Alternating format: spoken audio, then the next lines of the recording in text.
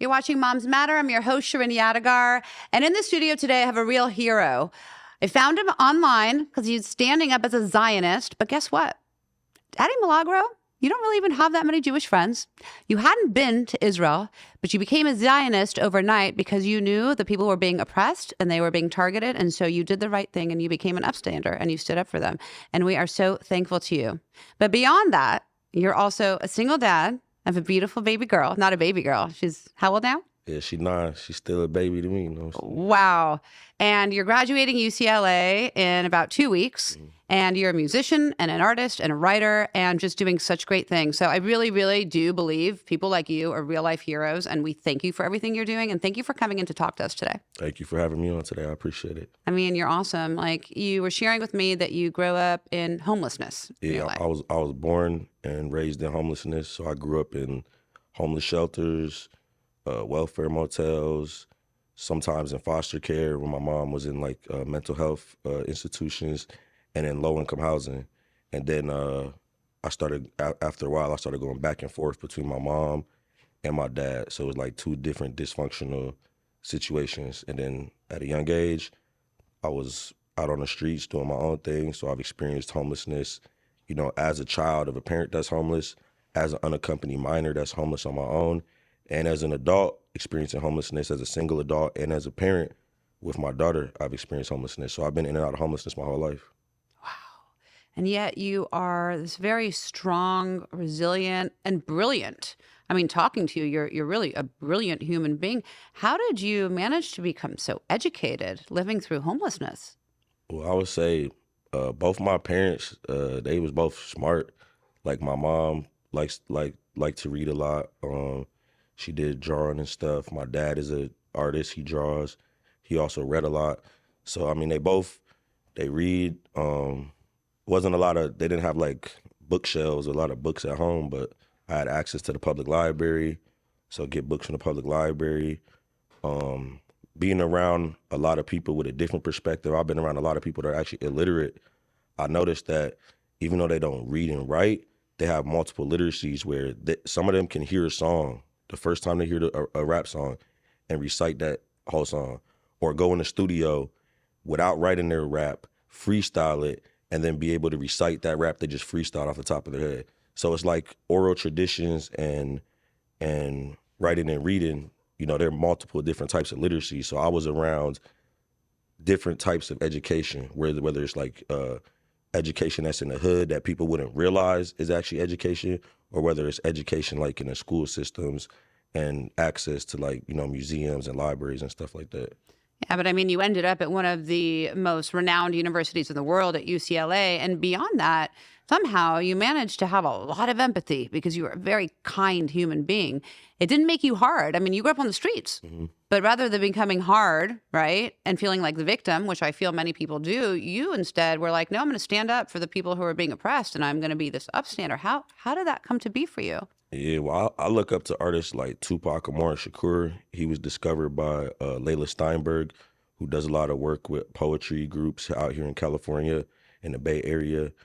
And she discovered him as a poet and as a rap artist. And I think when you listen to his music, one thing I noticed is songs like Dear Mama, Keep Your Head Up, Brenda's Got a Baby. He had a lot of range of empathy and emotion beyond just the persona of being a thug. So I always took that to heart since a young age of, you know, being street smart, having a persona where people won't mess with me, they'll, you know, give me my space, but also having, you know, cultivating more of a heart and like the sensibilities of like caring about reading poetry, reading Shakespeare, you know, going to see a play, doing stuff that the homies might not go do, but they'll still support you if they see you doing it. So, yeah. That's awesome. And you said you had the chance to meet like a lot of diverse people throughout your life. Did you meet many Jews? So I didn't meet a lot of Jewish people in my life. When I lived in Milwaukee, the closest I was to a Jewish neighborhood was on 51st and Center. So like right a couple of blocks above, I think like that would have been a Jewish neighborhood. But I never hung out over there. I didn't know anyone. They were like in the periphery of my experience. But I read like books as a kid that had Jewish characters in them. And when I came to UCLA is when I first started meeting Jewish students. And my first quarter at UCLA, fall of 2022, a professor named Blake Almendinger, there was a Jewish girl in the class, and he targeted her. He asked everyone, write a Ask a Mexican column, but put your own identity in. So she put her identity as Jewish. And he said, what you should have wrote instead of what you wrote is, if the Jewish religion is so life-affirming, why do they complain so much? And then he went into a caricature of a Jewish person and said, oy vey, I wandered in the desert for 40 years. I survived the Holocaust. All I do is complain. And he bursted out laughing like that was funny. So me and a Muslim student filed a DPO, Discrimination Prevention Office, complaint against him. And during the course of that investigation, it was uncovered that he also did other types of harassment. So it became a Title IX complaint. And then after it became a Title IX complaint, it took the school from fall of 2022 until May of this year just to do the preliminary stage of the investigation. And when I went to have a hearing, a formal hearing, with my brother came with me, come to find out, it wasn't even a formal hearing. They was like, oh, you wanted a formal hearing?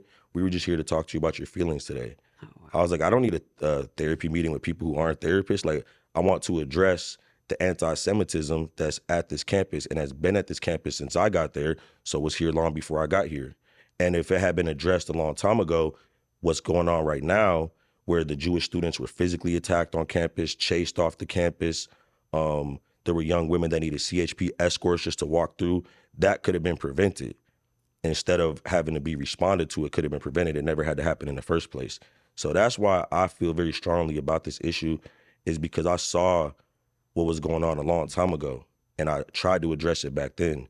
And instead of addressing it, the university covered it up and let it get worse, and to the point it's at right now. Wow, that's incredible that you did that back then. I mean, and now we're seeing what you're doing now. I mean, you went into the encampments, and what happened, for the people who don't follow you on Instagram, which everybody should, people who don't know you and don't know what you went through, can you explain a little bit about what happened when you tried to get into the encampments? Yeah, so basically, there's like a popular movement of wearing like Free Palestine shirts and having rallies and events for Free Palestine.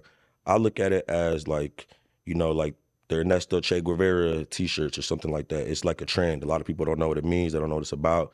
So I've been seeing that for like 3 years. And I know I had all those shirts, and, I would go to their events. And so I had no problem with them. I didn't know anything about Israel, about Palestine, about the current events of what's happening over there. But it just seemed like something trendy. So when I went to the encampment on Friday, April 26th, I just went to show them some love. Say what up. My classmates were going there. My friends were already in there. But when I entered the encampment, they mistook me for being Jewish. So they followed me around. They started getting in my face, holding blankets in my face, keffiyeh scarves, waving them in my face, started open palm pushing me. Then they started body checking me. They linked up arms, started going 1, 2, 3, push, 1, 2, 3, push. These are faculty members, grad students and undergrads, and people who aren't even students who are on the campus. So they held me against my will for over an hour. When my big brother showed up, they calmed down. They started getting apologetic. We shouldn't have did that. We knew that was wrong. So my thing was like, then why'd you do it to me if you knew it was wrong? What was that about? Because I was confused. I didn't even know why they were doing this. They said, we mistook you for an Israeli agitator. So then I knew it was because of discrimination. And I watched as those encampments continued on that campus. There was a lot of anti-Semitic graffiti covering 100-year-old brick buildings. They had students who were being physically attacked, who were being verbally abused. If Jewish students wanted to be a part of the movement, they would have to denounce Zionism. They attacked my brother. They sucker punched my brother, threatened to use a firearm against us. It got really bad and out of control. And the university did not protect any of us. The security that was there only said they were there to protect the property, not the people. LAPD wasn't able to respond in a timely manner because the university wouldn't allow them to until after like 5 or 6 days of the encampment being there. So I took it upon myself as an individual to use what I had access to, which is just a smartphone. And like a First Amendment auditor, I just came in and used my smartphone to document what's going on. And they knew what they was doing was wrong and illegal, because every time I put out that phone, they try to prevent me from recording. They try to illegally restrict my right to record on a public campus. So I was just doing what I think anyone else in that situation would do, is if you don't have access to law enforcement to protect you, if the university won't protect you, if you don't have a lot of your friends or people from where you're from that's at that campus because they're elsewhere, you just use what you got. So I just used that phone And they got so angry. Ahmed Takla, one of the protesters, who's a Syrian refugee, he snatched my phone out of the selfie stick and smashed it down on the Jan steps and cracked my phone screen. So I got a broken phone right now because that's how afraid they are of the truth, of just documenting it, of just showing the world and exposing it. Wow. But it was like clear as day for you. It was black and white. Like, this is the right thing to do. These people are not doing the right thing. And you so easily just had the courage to stand up. But why do you think it's so hard for your, peers to just stand up and do the right thing? So I think right now, like I said, there were a lot of faculty members involved. They have a group called FJP, Faculty for Justice in Palestine. The chair of the department I'm in, Sari Magdizi, he is Palestinian, and he does push a narrative of Israel being a villain, basically. So they cast Israel as in a negative light. They don't use historically accurate references. Like in class, you can call them out on what they're saying, because when you check the facts, it's not even true. So unfortunately, the people that's in charge of educating these students are not giving them a fair education and an unbiased look at the issues. Right. So for students like myself, we had to go do our own research outside of the university. And that's, for me, that's all. I've only been doing that since Friday, April 26th. That's when I actually started researching the issues. So I think, unfortunately, the youth are just following trends. Like most of the young people at UCLA get their news from TikTok. Unfortunately, TikTok is biased towards the Hamas and other terrorist groups. They're biased towards their propaganda, and they're biased against Israel as a sovereign nation and against Jewish people. So if you post something that's pro-Israel, it's happened to me. They'll literally just take your video down and claim it was hate speech. You could be saying positive things with a smile on your face, not say a bad word. You just pro-Israel, and they'll take it down and say that was hate speech. Unbelievable. But then if you're doing pro-Hamas and you're talking about rape and butchery of babies and so on and so forth, it's all okay. So this narrative is really hard to fight. Right. Because you've got 9 out of 10 posts on TikTok where all these young people are getting their news is all really hateful. Right. And it's all pro-Hamas. But then there's you. And I guess you're not considered youth because you're 34 years old now, right? So the experience of life have given you the vantage point of saying, I'm going to research this myself. Exactly. I'm going to do this myself. And you've now been invited to go to Israel. So you're going to go see for yourself. Yeah. In July, I'll be in Israel for 10 days. So wow. Hillel, UCLA is taking me out through the Perspectives trip. I am so excited for you to go and be able to do that. And I hope that you can have a peaceful next 2 weeks, but it sounds like the encampments are still popping up right now at UCLA. Yeah, so UAW, the United Auto Workers, who represents the grad students at UCLA, are currently in their local chapter on strike. They're claiming that that taking down the encampments, which were illegal encampments, was an unfair labor practice.